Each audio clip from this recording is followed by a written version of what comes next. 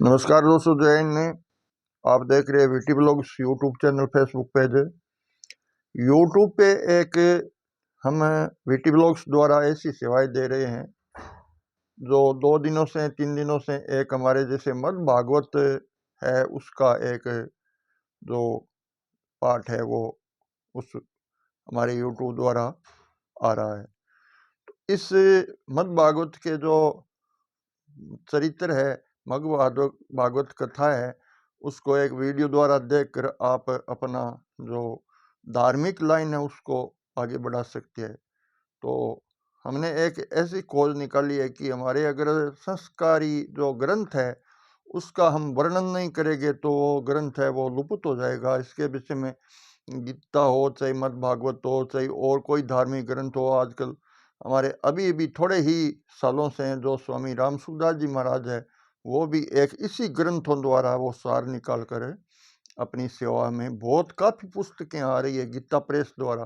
तो उस पुस्तकें से पढ़ने के बाद हमें एक ऐसा महसूस होता है कि हमारे घर के अंदर हम कैसे रहे, कैसे बाहर जो हमारे प्रेमी हैं उनसे हम व्यवहार करें, कैसे हमें वातावरण का है जो को वो भी एक व्यवहार करें, कैसे खान पान का है वो भी एक हम सदुपयोग करें। इसके विषय में बहुत काफ़ी ज्ञान होता है। आज मैं आपको लेकर आया हूँ एक मद भागवत के 10वें सकंद में 25वां अध्याय जो गोवर्धन धारण जो पाठ है वो सुनाने जा रहा हूँ। बहुत अच्छा है, आप ज़्यादा से ज़्यादा सुनकर ज़्यादा से ज़्यादा शेयर करिए, क्योंकि ये ऐसा मौका है वो कभी बार बार नहीं मिलता है। हमारे पास ओरिजिनल मद भागवत कथा है।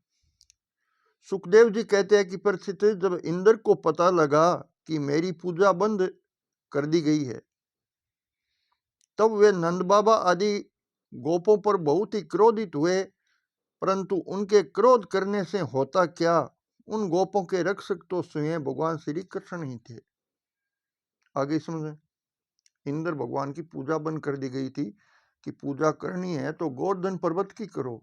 तो इंद्र है वो कुपित हो गए कि हमारे से बड़ा गोवर्धन पर्वत कैसे आ गया, तो हमारी पूजा है वो बंद कर दे, कि मैं श्री त्रिलोकी का ईश्वर हूं। और उन्होंने क्रोध से तिल मिलाकर प्रलय करने वाले मेघों के साउंतक नामक गण को ब्रज पर चढ़ाई करने की आज्ञा दी और कहा, ओ है यह जंगली ग्वालों को इतना घमंड, सचमुच यह धन का ही नाश। भला देखो तो सही, एक साधारण मनुष्य कृष्ण के बल पर उन्होंने मुझे देवराज अपमान कर डाला है। इंद्र ने कहा कि ये ग्वालों ने हमारा अपमान कर डाला है, हमारी पूजा बंद कर दी है। जैसे पृथ्वी पर बहुत से मंदबुद्धि पुरुष बहुसागर से पार जाने से बच्चे साधन ब्रह्म विद्या को तो तोड़ देते हैं और नाम मात्र से टूटी हुई नाव से कर्म यज्ञों से इस घोर संसार सागर को पार करना चाहते हैं। कृष्ण बकवादी, नादान, अभिमानी और मूर्ख होने पर भी अपने को बहुत बड़ा ज्ञानी समझता है। इंद्र कह रहे हैं ये बात। बहुत स्वयं मृत्यु का त्रास है, फिर भी उसी का सहारा लेकर इन अहिरों ने मेरी अवलोकना की है। एक तो ये है, यूं ही घनगे नशे में चूर हो गए थे, दूसरे कृष्ण ने इनको और बढ़ावा दे दिया। अब तुम लोग जाकर इनके इस घमंड का और एकड़ी को धूल में मिला दो तथा उनके पशुओं का संहार कर डालो। मैं भी तुम्हारे पीछे पीछे ऐरावत हाथी पर चढ़कर नंद के ब्रज का नाश करने के लिए महापराक्रमी मदगणों के साथ आता हूँ।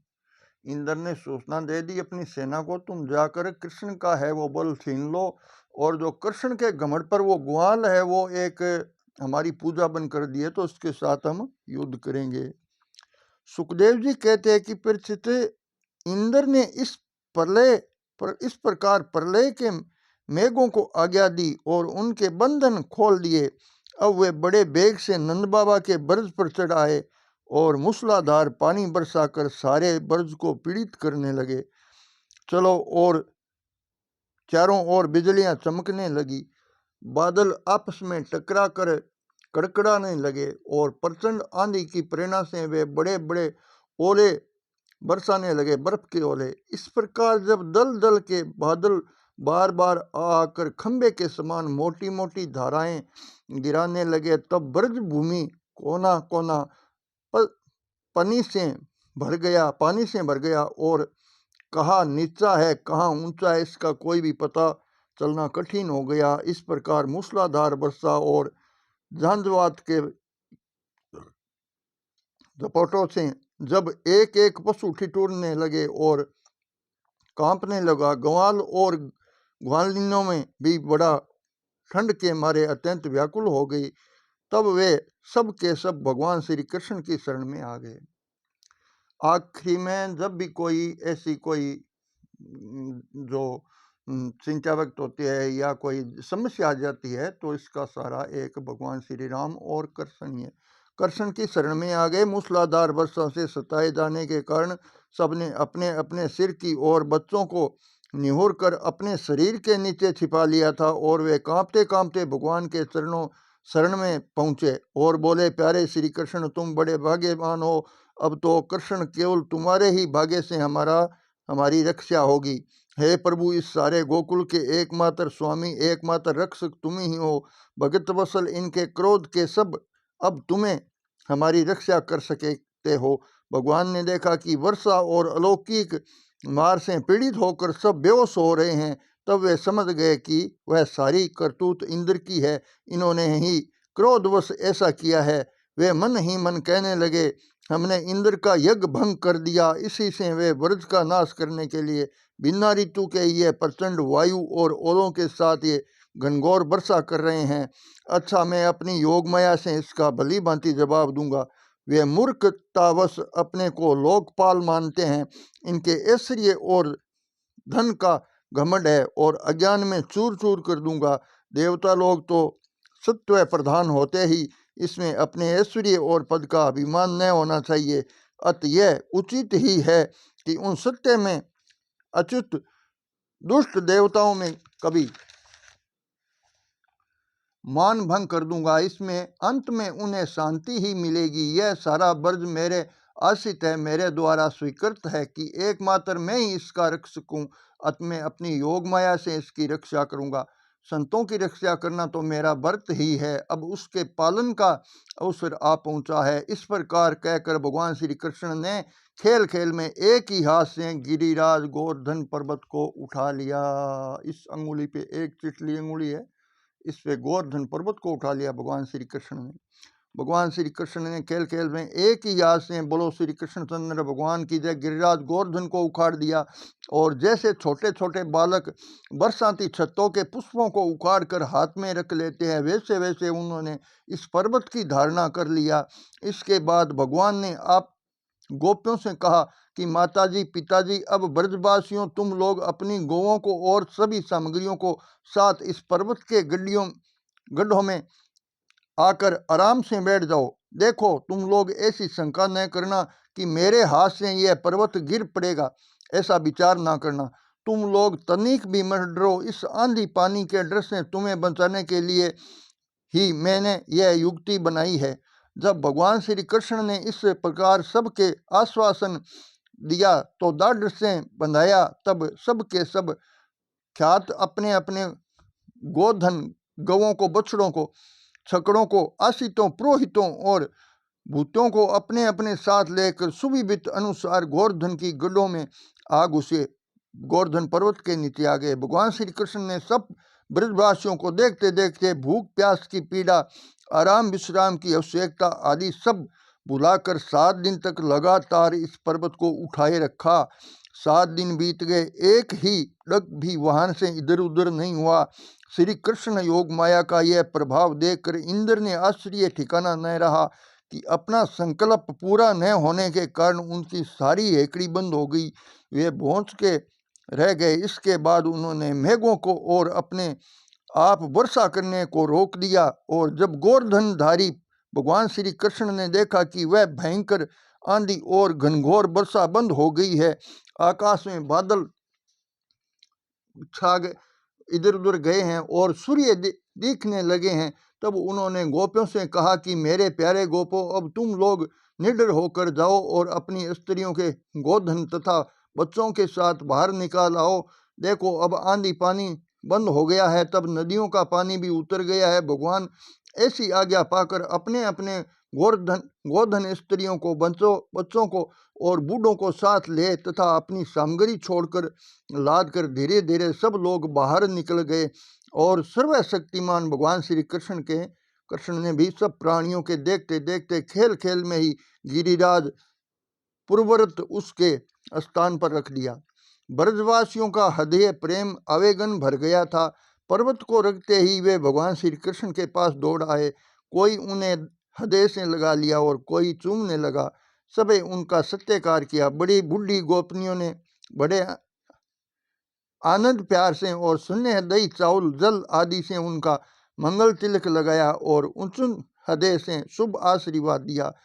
यशोदा रानी, रोहिणी जी, नंद बाबा और बलवानों में श्रेष्ठ बलराम जी ने स्नेहपूर्वक होकर श्री कृष्ण को हृदय से लगा लिया तथा आशीर्वाद दिया।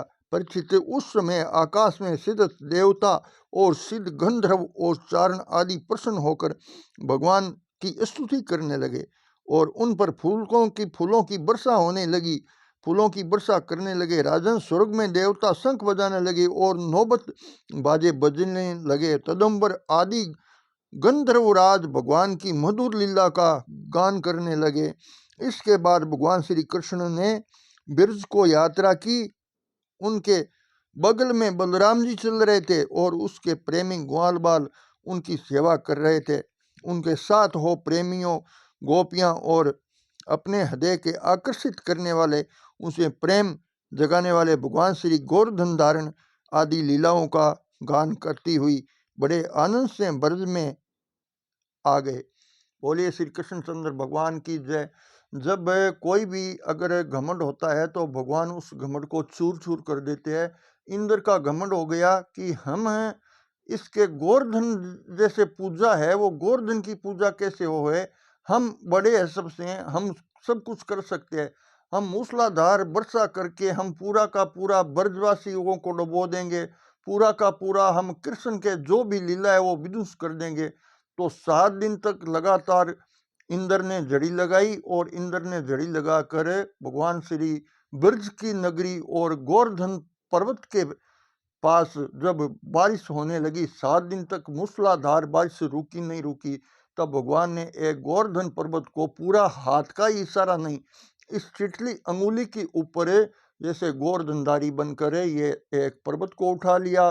7 दिन तक जब भी ब्रज के लोग हैं वो पर्वत के नीचे अपनी गायों और गाड़ियों को लेकर और अपने बच्चों को लेकर निर्भर होकर वहाँ के गोवर्धन पर्वत के नीचे आराम से समय बिताए। तो दोस्तों, किसी का गर्भ है वो आज तक चला नहीं है। ये भागवत का लेख है। इस भागवत को, एक धार्मिक पुराण को, इस वीडियो को ज़्यादा से ज़्यादा आपने शेयर करना है ताकि हमारी आने वाली पीढ़ी है उस पीढ़ी पर एक प्रभाव अच्छा पड़े।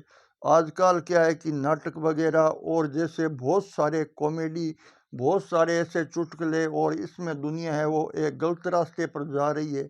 तो उसको एक अच्छी लाइन में डालकर हम एक ये इस हमारे वीटी ब्लॉग्स द्वारा एक संदेश देते हैं कि हमारी जो रामायण है, महाभारत है, गीता है, उसका भी एक उल्लेख हमारे मोबाइल पर आना जरूरी है। जय हिंद, जय भारत। अगला वीडियो लाने के लिए आपकी सेवा में फिर हाजिर होऊंगा। जय हिंद।